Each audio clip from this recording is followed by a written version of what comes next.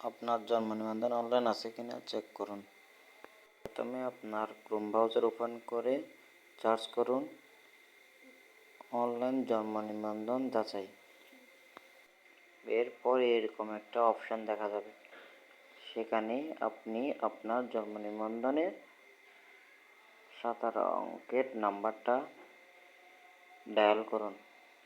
তারপর লেখা আছে জন্ম তারিখ, সেখানে আপনি আপনার জন্ম তারিখ, দিন, মাস, বছর এগুলা টাইপ করুন। দেখুন আমি কিভাবে টাইপ করতেছি। আমার কিন্তু অলরেডি টাইপ করা শেষ হয়েছে।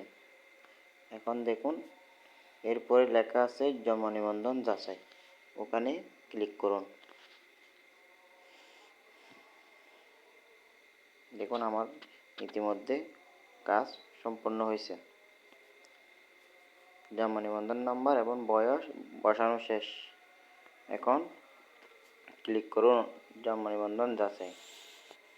তারপরে দেখুন এরকম একটা ইন্টারফেস আসবে।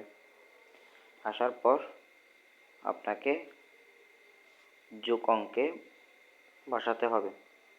এখানে দেখুন আমাকে অলরেডি অপশন দিয়েছে 19 যোগ 20।